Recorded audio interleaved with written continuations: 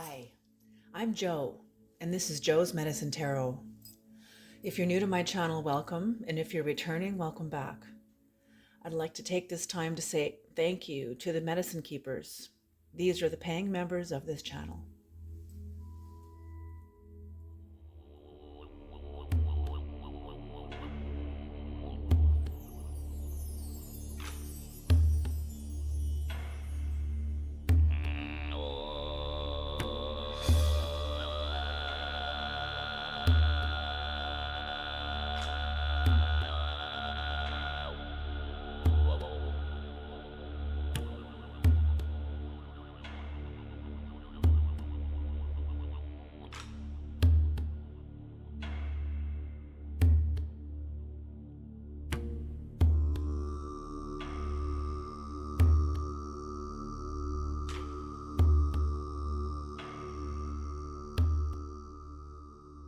Of this channel.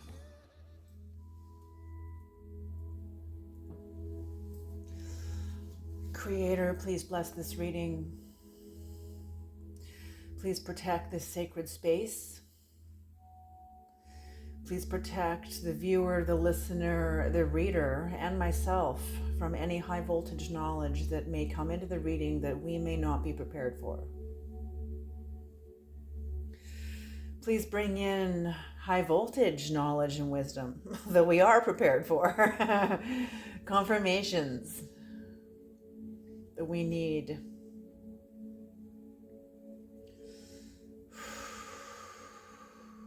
And allow the ancestors' voices to be heard here today.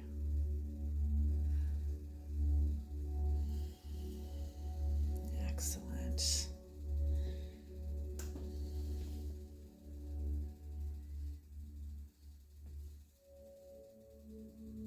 All right, beautiful.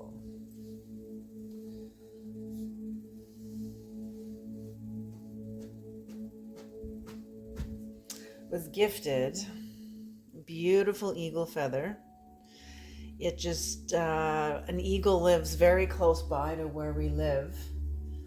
And my husband and I were outside and we looked on the road and there was lying this beautiful, perfect feather. And I felt, and we were going through something really challenging. This was very recent. This was not going to last like 4 months. And this eagle feather came and landed as like protection, as like a gift from the higher dimensions. So I want to bring it into the channel because it's a great, beautiful contribution. Okay. I love when spirit shows up like that, you know, when you need it the most and you don't even know that you need it until something shows up and then it sort of breaks you open, sort of like a breakthrough, you know. Okay. Okay, let's begin now.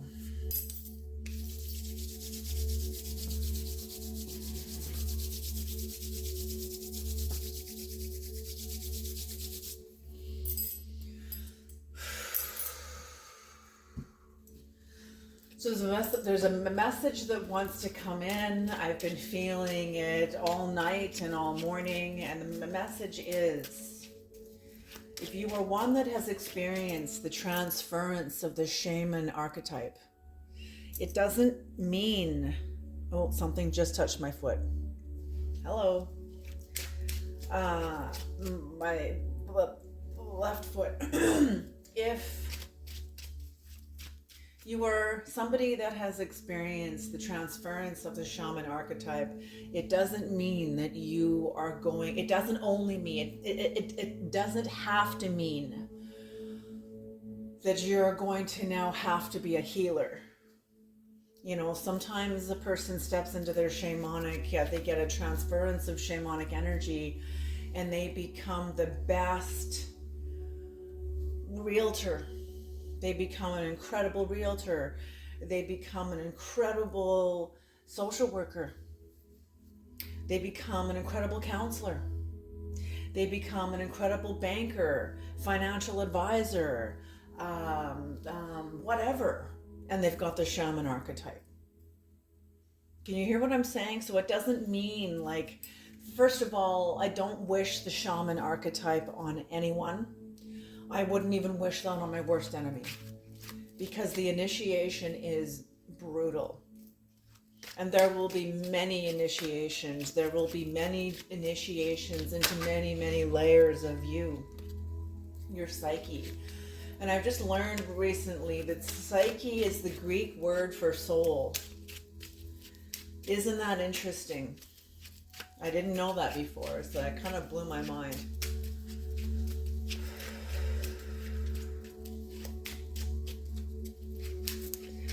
I think because of the high voltage knowledge that's going to come into this reading, it's going to be a membership reading. This is going to be a membership reading.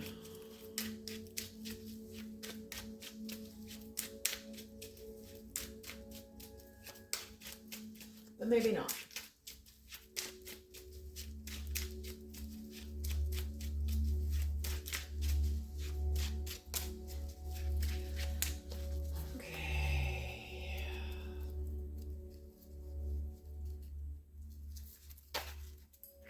What are the messages, Creator? What does the collective need to hear? What are the messages? What are the messages? What are the messages? Maybe I'll let the membership listen to this reading first, and then I'll publish it to the public. Maybe that's it. I think it's for both. It's for both. For both of you. Interesting. I've never had a reading like that. It's either one or the other. See, my channel is slowly changing. There are changes coming. As I said, there will be a mystery school. I'm in the process of creating it. But there's little projects like that are being modified and being created in the meantime. But the mystery school will be for the membership only. The rest of the courses will be open to the public. You can access them on my website. But the mystery school will be through YouTube only. Okay, the others you can get on my website. Okay, the other courses and stuff that will be accessible to the public, but the mystery school will not be. Okay, and it's not going to be on the same tier that it exists right now. It's going to be like a different tier, and I'm thinking of even bringing in live readings for membership only, because I'm really sick of all the fundamentalists that come to the channel. If you really are aligned with Christ, what are you out there looking for problems? What are you out there looking for challenges, looking for something to conquer? That's what you're doing. It's not what Christ said. You're not listening. Oh, jeez, get off my channel, go play. Here's a cookie. Go on now. Go on.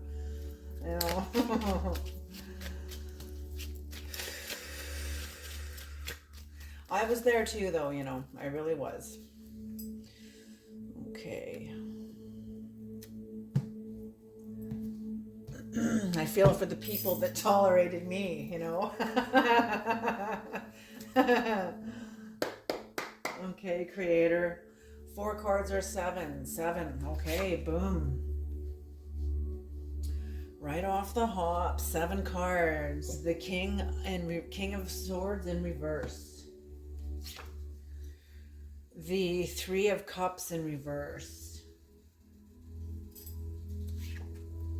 The 8 of Cups in reverse.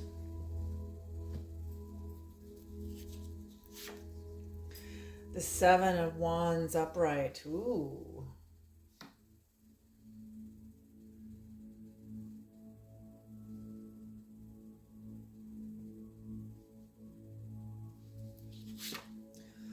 The 10 of Pentacles in reverse. Interesting.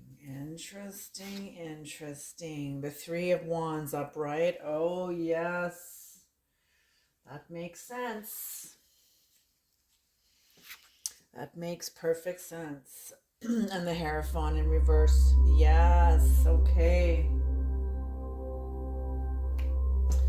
That makes perfect sense.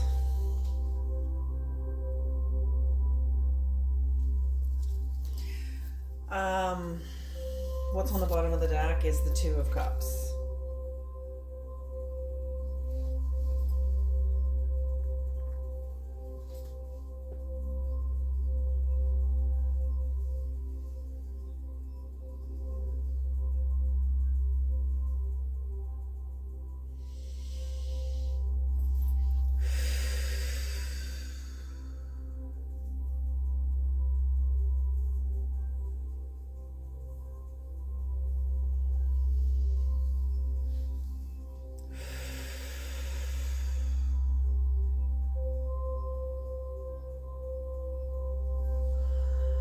Oh, wow, beautiful. Okay, beautiful, beautiful, beautiful, beautiful. So you're coming from a place in your life where your shadow sustained you, the sword being pointed into the lower realms, being pointed downward into, up and down is, there when we're in the spirit realm, or when an astronaut's in outer space, the physical dimensions of up and down and left and right are gone. Those are dimensions that belong to the earth. They belong to the three dimensions, the three-dimensional time and space. That's not, outer space operates by very different laws. Very different laws. There is no up or down. There is only inward into yourself and away from yourself.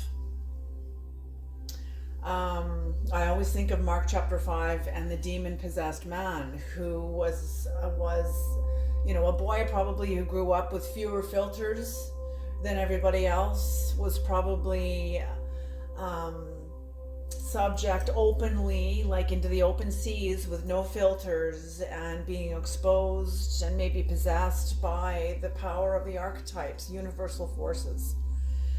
And being so different, he probably became his town or community's scapegoat, which is why they chained him up among the tombs away from everybody, because he not only was possessed by the cosmos, he was also possessed by the community, by the community's intolerance, their hatred, their loathing, their shame, etc., etc., etc. Okay, so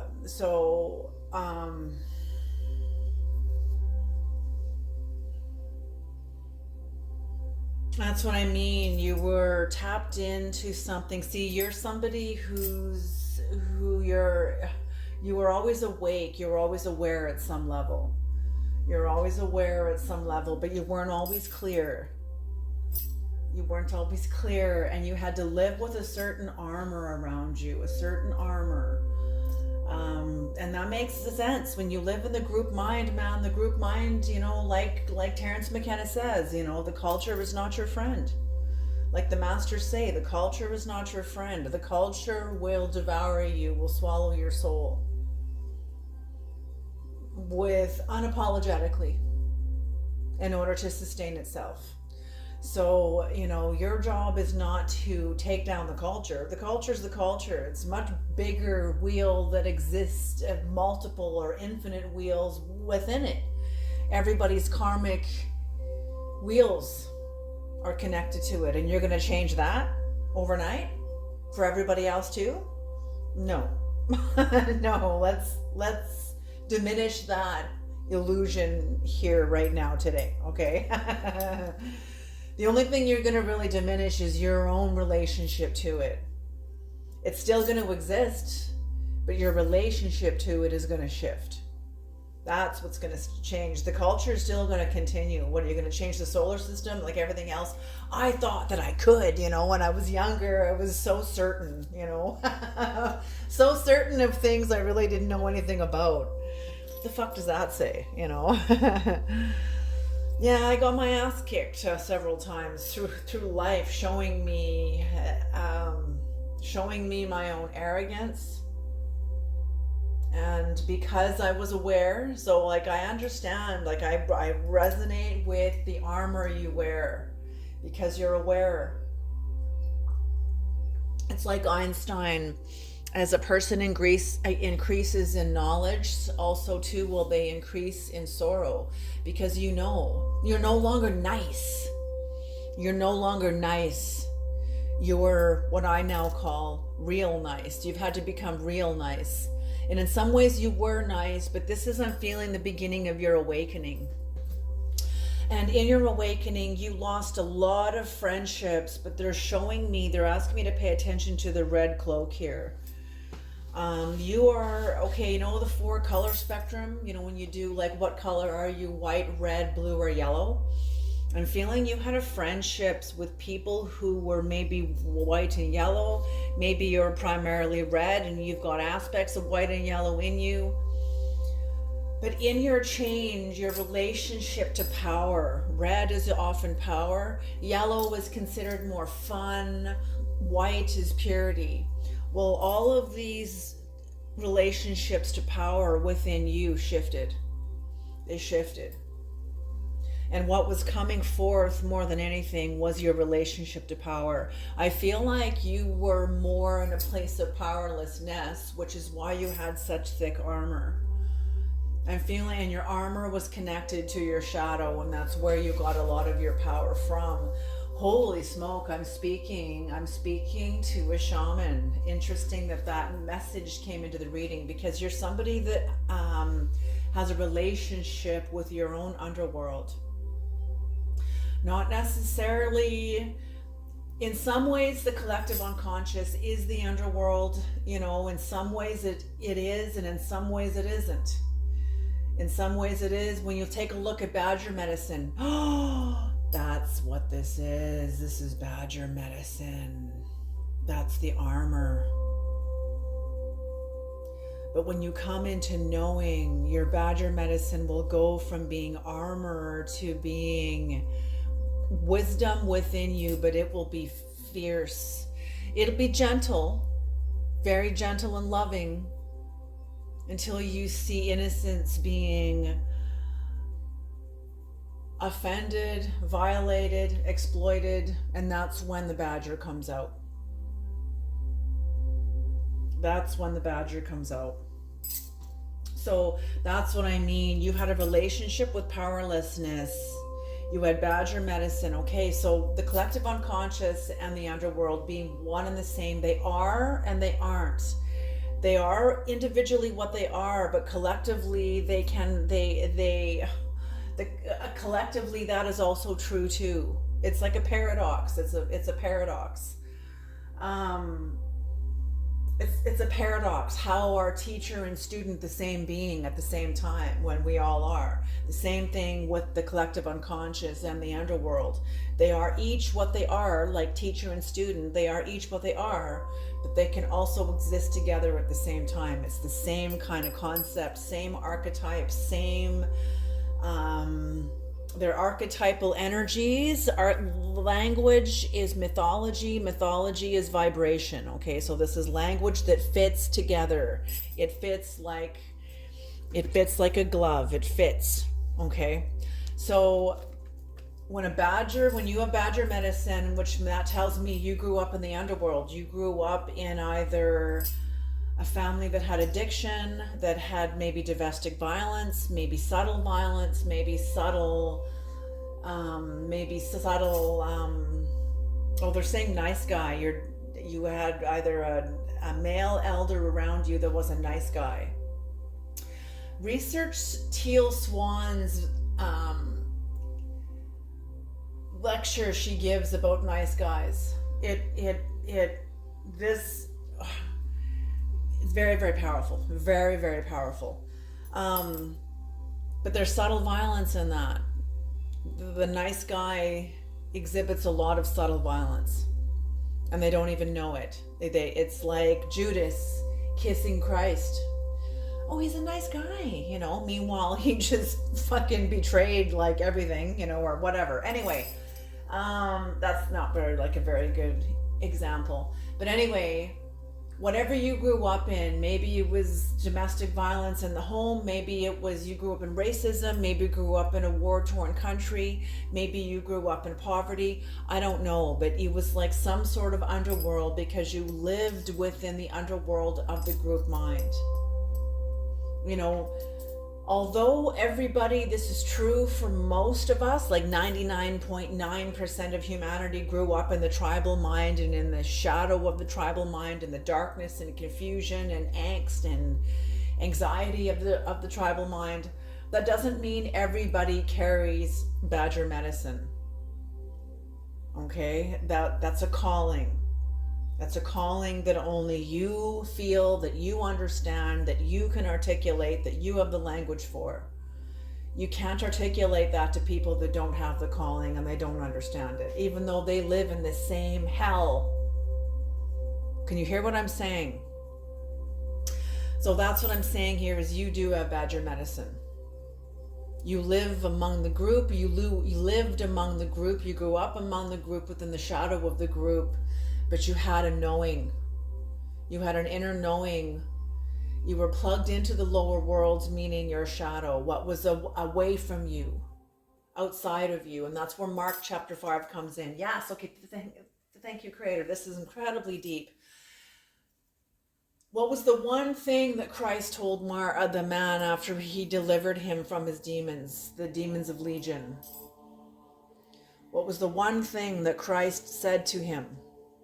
After he was healed, the man wanted to follow Christ and go with him and glorify Christ. And Christ said, or glorify God with Christ. And Christ said, no. He said, you're not to follow me. I'm paraphrasing, okay? He's saying, you're not to follow me. You were to go home to your community, healed, and glorify God. Basically, Christ was telling him, go and be yourself. Go and be who God created you to be. Okay, most of us have been indoctrinated by some sort of like, no, you're supposed to look like your parent, your mother, your father. No, you're supposed to look like Christ. You're supposed to look like this saint or that person or them or him or her or whatever. And no, that's why I love that scripture, because that man was possessed by everything but himself. And that's what I mean. It's either in or out. Christ allowed that man back into himself by clearing his mind, clearing his auric field, clearing all the magnetic entities that he did not yet have the strength to combat himself. And a single moment of clarity shifted all that. A single moment of clarity. That's what enlightenment is. You can't make enlightenment happen. It just happens. It either happens or it doesn't. It's like some of the practices of the Kabbalah. Sometimes they can have profound effects upon a person's life. And other people who practice them and do everything all the right ways and all the right steps, and nothing happens. It's the same thing. So that's what I mean. In and out. There, the up is in. Down is away from yourself. Out there among the tombs, living in the past, living among the tribe, living in the memories that have already been spent, experiences that have already been lived, foods that have already been eaten, flavors that are exhausted. There's nothing left. This world is dead. And how many people send their soul into the past to go and live there and wonder why they're possessed? You know, this, you know, okay, Karen's coming into this, and you know, people, yeah, I believe Karen is some sort of an egregore. It's become an egregore because of the internet, because everybody watching the videos on Karen's and making videos on Karen's and looking for women to act out so they can be called a Karen. It's now become an egregore, an entity, a social living entity, because of the internet, because of us, because of all of us.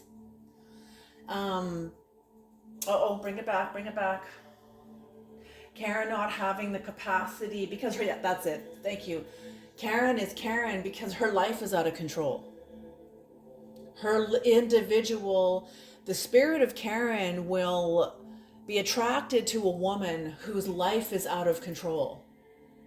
And she's trying to regain a sense of control by tapping into a sense of she rage. Lashing out, trying to get, if I can't control my life, then I can control the strata committee in the condo I live, or I can control what happens on my block or down the neighbor. I can go to my MLA or to my politician's office and start telling them what to do. That's it. It's because they're out of control. Their life is out of control and they don't know how to take control of themselves, and so they lash out. That's what that is. That's also a kind of armor. That's why this come into this. That's also a kind of armor. We can't just demonize it and then not have a remedy, not have a way out. The scary thing about some Karens is that some of them have no interest in self-remedy. They're perfectly happy lashing out. Okay, so here we go. But this, I'm not seeing this for you, but I'm seeing this, maybe some of you have come from that place.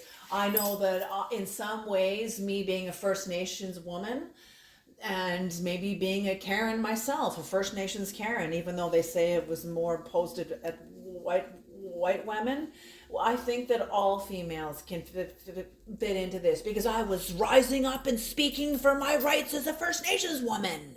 You know what I'm saying? And riling up against the system, trying to bring my empowerment onto the board instead of just showing up in my own transformation, which would probably have been a lot more louder and had a lot more authentic and gentle and subtle impact, rather than me going out there and yelling. And not that I yelled. Well, maybe I did, and sometimes, maybe I did. So, these readings are for me too, okay, people? Let me make that clear. But anyway, something shifted in your life because you were waking up. I think Karen is also, for me anyway, it was part of my awakening because I had the capacity to speak up, where before, and that's it.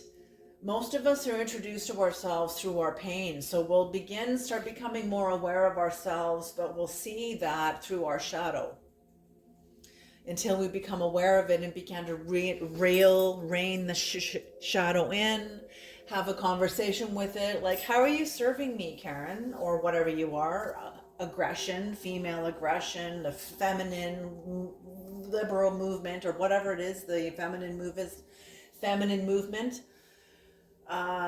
feminine rights, whatever it is, why are you here? Why are you in my life? And so that's what I'm seeing here, is that you went through some sort of an awakening. It shifted your friendships around you. I feel like you were friends with somebody who was very pure. Maybe this was your child or somebody very close to you. You also had somebody that resonated with yellow. And these are also aspects of you, but I'm feeling like you're red. And you had lived a life of playing small, and I'm feeling that's where this armor was like breaking out. You were breaking through yourself and coming into empowerment, no longer willing to play small. And see how the red follows you. The red follows you through every single reading right to the end. Holy smoke. See? Yes, the red here is diminished under you. It's kept very small. This is your power. And the blue meaning I'm feeling like that is your tribe. You had more, you betrayed yourself. You walked out on yourself. You abandoned yourself in your allegiance to your tribe. And I feel like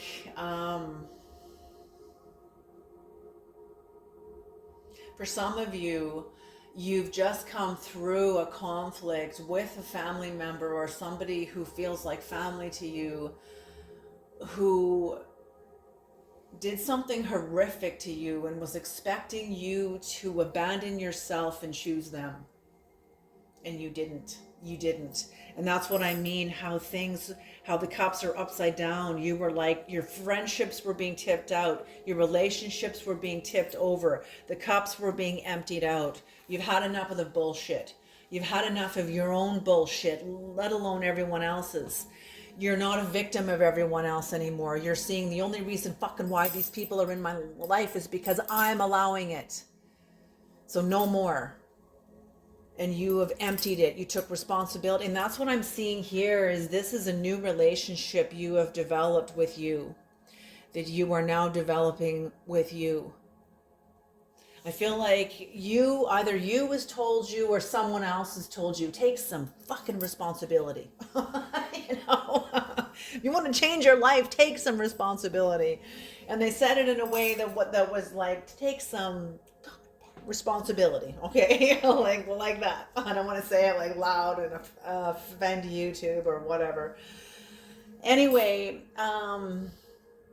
yes. The trickle of change then tipped everything over. And what was supporting you through this, and this is eclipses too. These were eclipses. The energies of eclipses and the astrological energies of the eclipses helped you further this, accelerated this. You were gaining momentum. You gained momentum, and the work you did that began to tip over your own archetypal energies then shifted to your outer life, to your relationships, your jobs, your friendships, your marriages, your social structures. 8 cups. You know how long it takes to fill 8 cups? So this is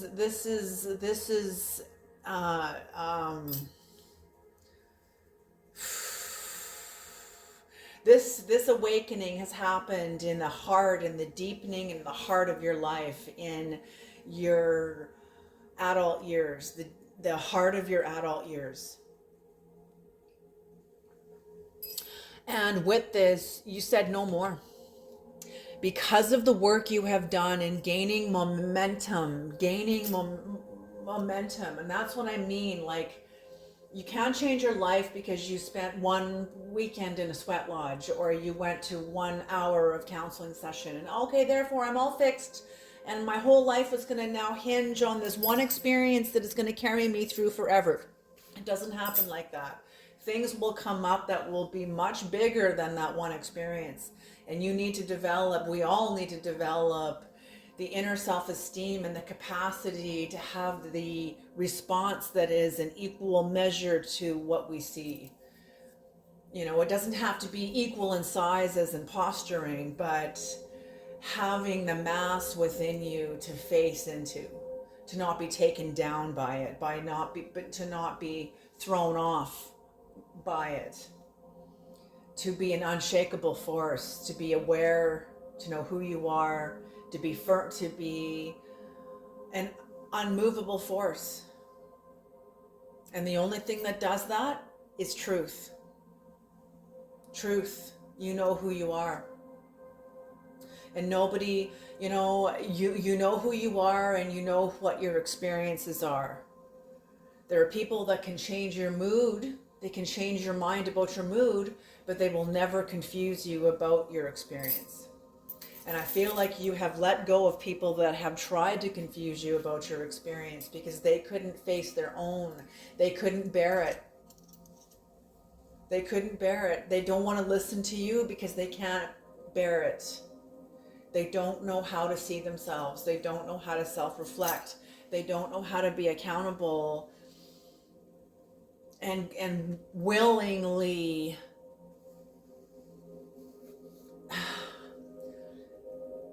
how do I say this? I guess just I'm just going to blare it out. Willingly let the mantle of shame rest upon them because they know what they did was out of alignment with morality, with ethics, with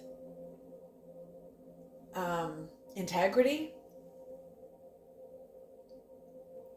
There's a level of shame that comes with that. And so with you doing the work that you're doing, I feel like you've carried the mantle of shame many times, many times. Shame is no stranger to you. You're aware of it, but you've also worked with it. You've allowed it to transform you. You've allowed yourself to be transformed while in the deepest of shame in your life. And that's what I mean. I'm speaking to a shaman. See, a shaman and the schizophrenic, this is a quote that I've heard many times. They swim in the same sea, meaning the chemistry of the brain. That is the sea. That is the alchemical ocean that the ancient texts speak about. It's our sea, but it's also the collective sea. It's not just our own sea all alone. We're swimming the sea with everyone else. Okay? The thing is that a schizophrenic, like Mark chapter 5, a schizophrenic has forgotten the knowledge. He's forgotten the knowledge. That man, whoever he was, when he went back, can you imagine the work he did in his community? Because he was already open. He was already a channel. Albeit a channel of darkness. But when he was healed, he became a channel in glorifying God. Probably being a prominent member. No one will ever confuse him again. His mind now is sound because he's come into clarity. He's come into knowledge. He's come into knowing. He's come into the truth. No one will ever move him again. He will never experience possession, loss of self, confusion about what is, ever again. He lived in those worlds. He lived those worlds. He didn't just survive them. He lived them just like you. Just like you. Now, no one will ever fucking confuse you in the same way ever again. Ever again. These were gifts. It's not to look at these adversaries and be like, like, F you, mofo. Like, no. It's not about that. It's like to bow with respect. Secretly, these people, these adversaries, whoever they are, one or multiple, are your best friends. In the higher dimensions, they are your best friends. They have served you the greatest. And that's why the ancient texts say to bless your energy. Bless your energy. Yes, bless your energy too. Bless your enemies. So the momentum you gain shifts your destiny, you're no longer you're leaving your destiny in the hands of the herd. You're not hiding in amongst the herd. You've developed a mind of your own. You're developing a mind of your own. There's lots, and you threaten the shit out of people because, I feel like you've asked people, like, do you have any thoughts of your own on this? Or are you just going to, like, echo everybody else? Are you just going to be a copy of a copy of a copy? Like, what does all this mean to you? Especially when it comes to religion. I can always tell when somebody is spiritually bankrupt. I can always tell when a person immediately, when they start talking about their experience and they'll go into scripture. Oh, blah, blah, blah, Matthew chapter 10 or Isaiah or this or that. Before they even say anything about themselves, they go right into scripture. And that's when I know, you don't even know how you are. You are bankrupt. You're emotionally bankrupt. You're spiritually bankrupt. Like, that's because you're speaking from within the herd of religion, the religious mind. Have you developed any thoughts of your own on this? No. Why? Because you can't afford to. And I was here. I tell you this. I speak this from my own experience. My energy purchased a seat among the herd. How dare I speak up and develop my own mind? Can you hear what I'm saying? There's a silent agreement when you sell your sovereignty to fit into the group. And that's not a one and done. It's a gradual thing that we do, but we have to do it. We have to know. We have to be able to understand these dimensions. That means we have to fulfill them.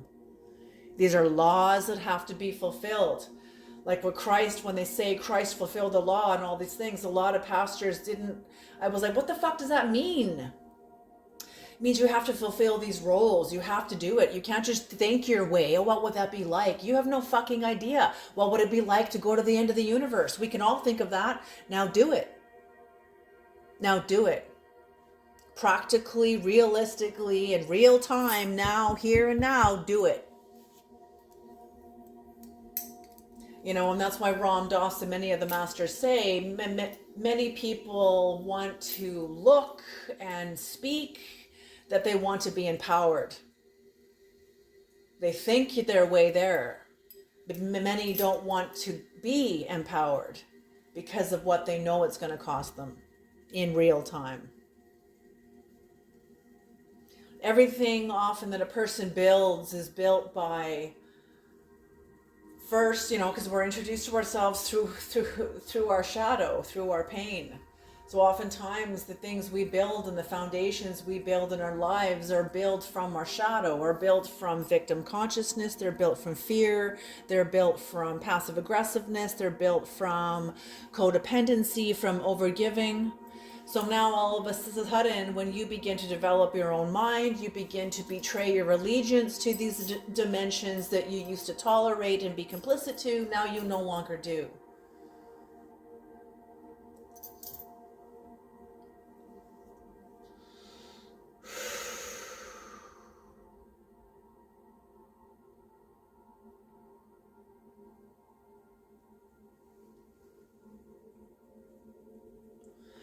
Yeah, and you develop your own independent beliefs, your own thoughts from your own experiences. These aren't just random ideas. You got to pay attention to your life, and to the same theme that comes up in your life. What's one of the themes of your life?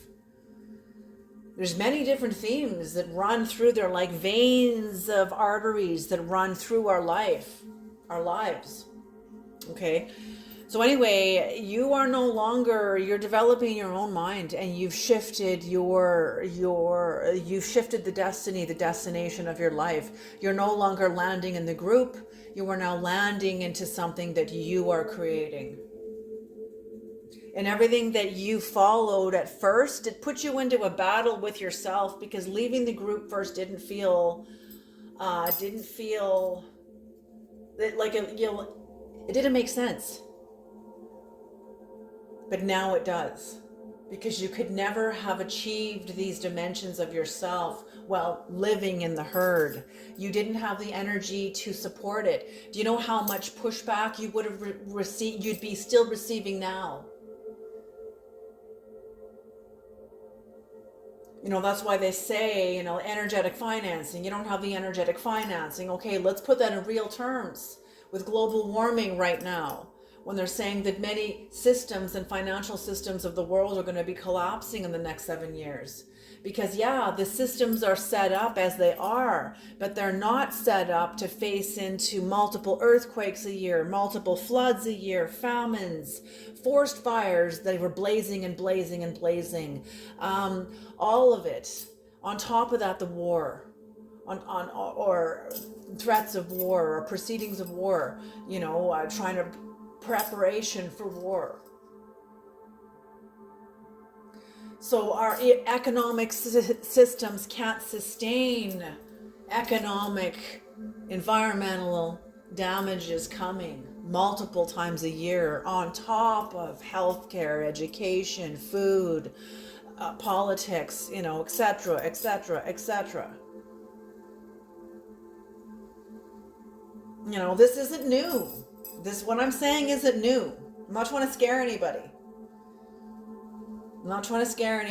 I'm just saying, you're not leaving yourself into a destination that is left among the herd and letting everybody else decide what will become of you, because what's becoming of you is what's becoming of them, but you're going to get whatever's left over. Okay, no, you're standing on a different destiny. Your destiny will be very different. You're standing on, you know, when you're connected to what's true in you, you are standing on your destiny. what can happen to you when you're aligned? You're a straight arrow. Standing outside of your destiny when you're in the herd, you are subject to the laws of the herd. Anything can happen to you. But you're standing on different laws. You have activated different laws within your life. Oh my God, you guys, I love this reading, creator. I'm channeling this as I go. So I'm learning as I go, you guys. Like, you guys are blowing my mind. You guys are blowing my mind. You are blowing my mind.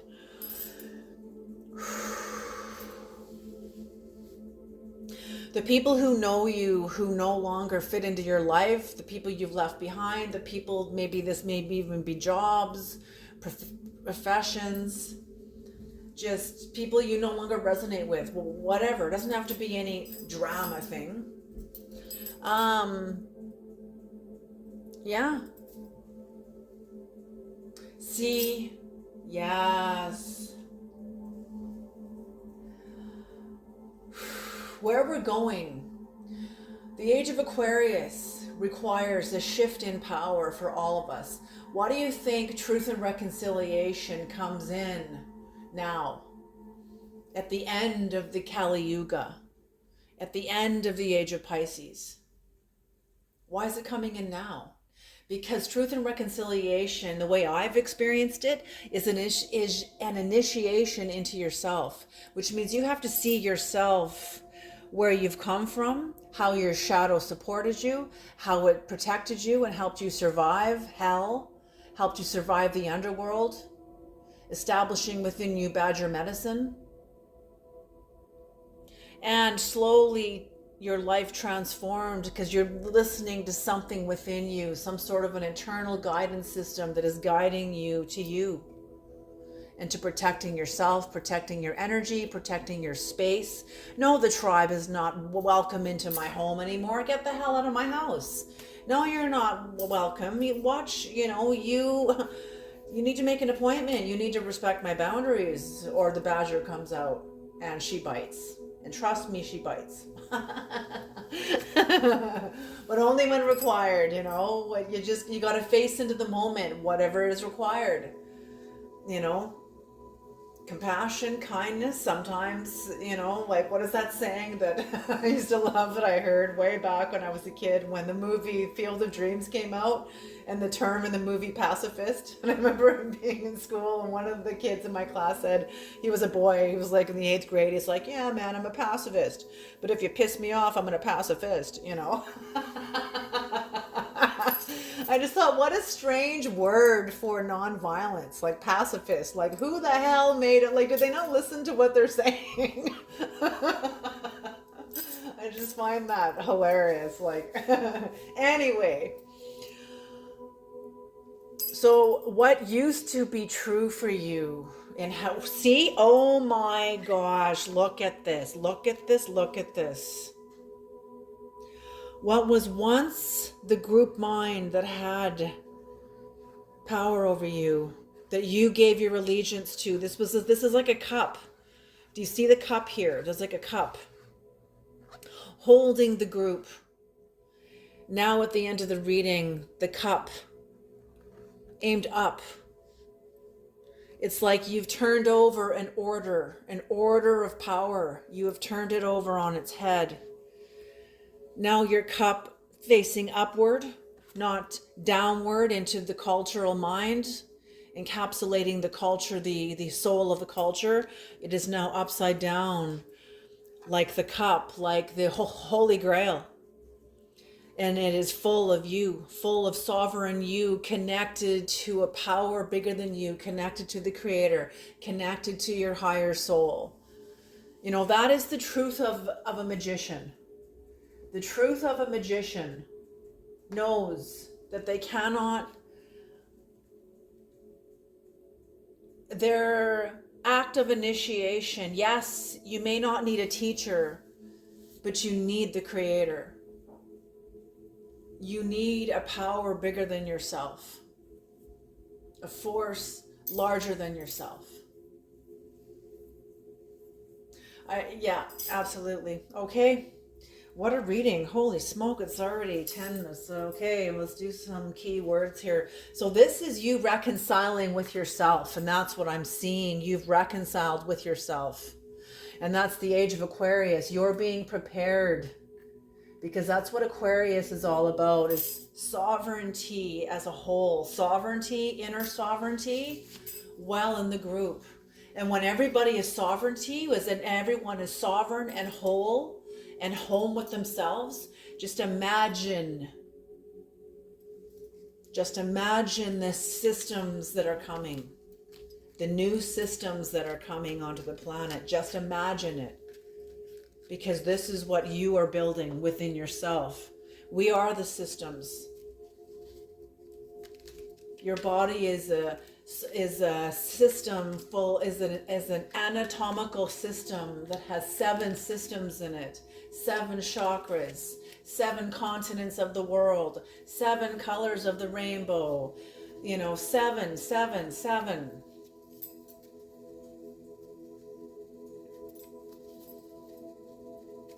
Okay, keywords creator. This has been a really powerful reading. Okay.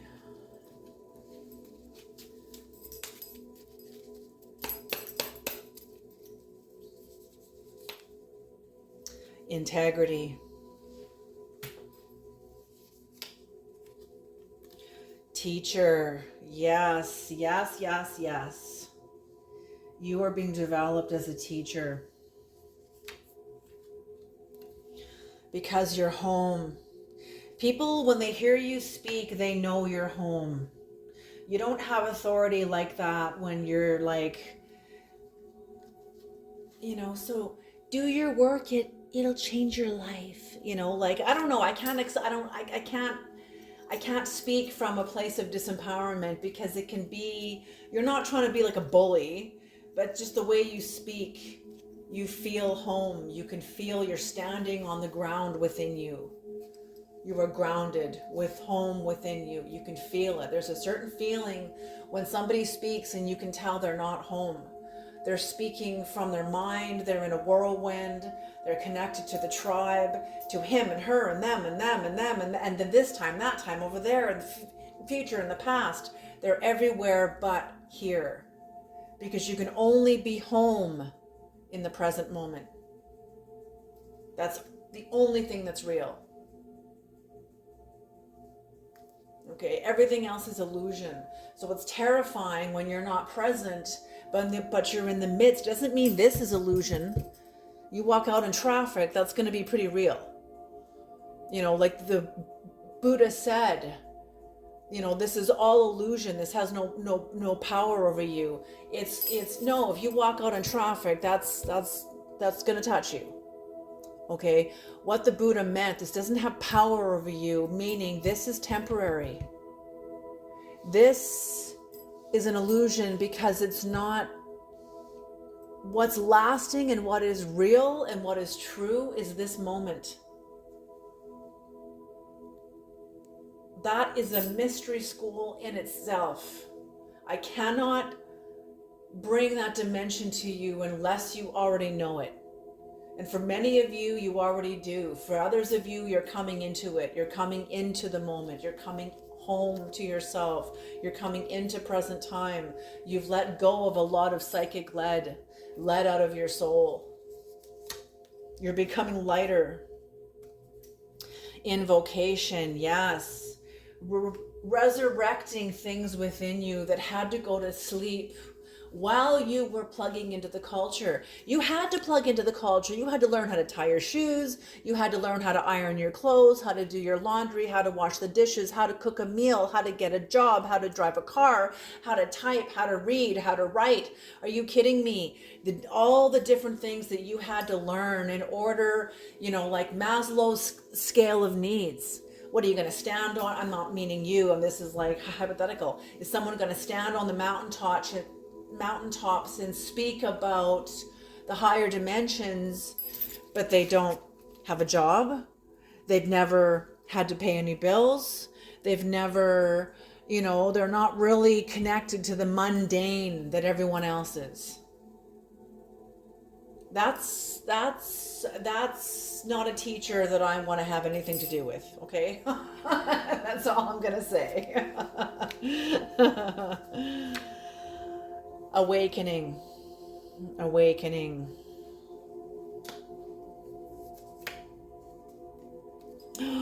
Coward. Yes, you have empowered and faced your coward. You have empowered your coward. You have faced your coward.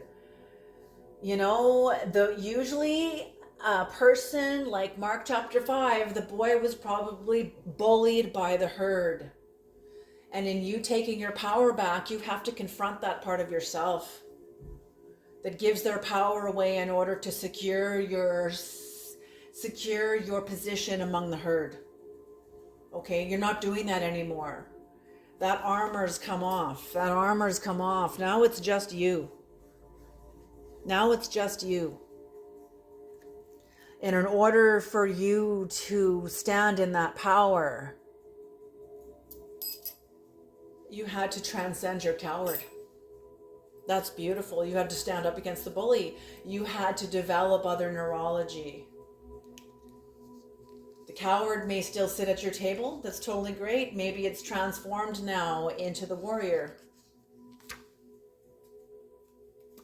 Shadow. Beautiful. Oh my gosh. Yes, because you did the work with your shadow. You did the work with your shadow. So I'm feeling the work I'm getting with you is you have some sort of shamanic capacity that you've tapped into in order to get through this in the way that the cards are explaining this. I'm not speaking to like a novice here. I'm not speaking to somebody who is thinking about the shamanic path from a perception of fantasy or illusion. Okay. I feel like as soon as I see the word omniscience, I see prophet. Because a true prophet, in order for you to confront your coward, in order for you to come into this experience and inhabit, I feel like this is your relationship with Saturn. That's what I feel. That's what they're saying. I just heard Saturn here. Oh no, come back. Bring it back, please. Bring it back. I wasn't finished with you. Come back, please. Come back, please.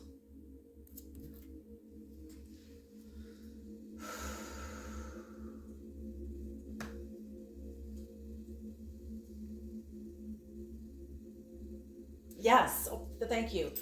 In order for you to, because I feel like you're a prophet. It's not that you can see the future. It's that you understand the present because you understand the past. You're not squeezing your eyes shut, imagining how all of this plays out, but never taking a step toward it. You are somebody that has fulfilled laws. You have fulfilled these laws. Okay, you know. Therefore, there's an omniscience about you because you understand the laws that you have fulfilled within yourself. There is no shame here. Shame is when you're standing on the outside of this knowledge, looking in, not yet having been initiated in. Because it's the truth when you are initiated into this process. That's what transforms and washes away the shame. Is because the shame is there to bring you to this threshold. When you walk into it, the shame vanishes. All of a sudden, you see how these dimensions were actually serving you. There's no shame in that. But shame was there. You know, we are not delivered to the light to escape our shadow. We're delivered to the light by our shadow. I can't tell you how many readings I have brought this into, but this is what I'm seeing I'm seeing it in you. So you can't know omniscience around you if you don't know your own coordinates within you, realistically, truthfully. Meaning you don't shy away from how people see you. If they see you like, you've been kind of like a bully, and you're like, yes, I have been a bully. Yeah, there's been times when I was a bully, and I'm so sorry that you had to take the brunt of that, but I'm glad that you're still here. You're still sticking around, and we're able to both get through that. Do you see what I'm saying? Because you making room for that just help them make room, makes room in themselves for the things in themselves that they may be resisting. Because how do you get into wholeness? Like, I'm all whole except for that. I'm all here except here. That's not mine. I don't know what that is. That's her fault, or that's his fault. Like, that's like, okay, you've got work to do. Okay, you guys, I'm going to leave this reading here. Thank you so much for tuning into this reading. I hope it was useful. I hope it's helpful. And I'll see you guys in the next reading.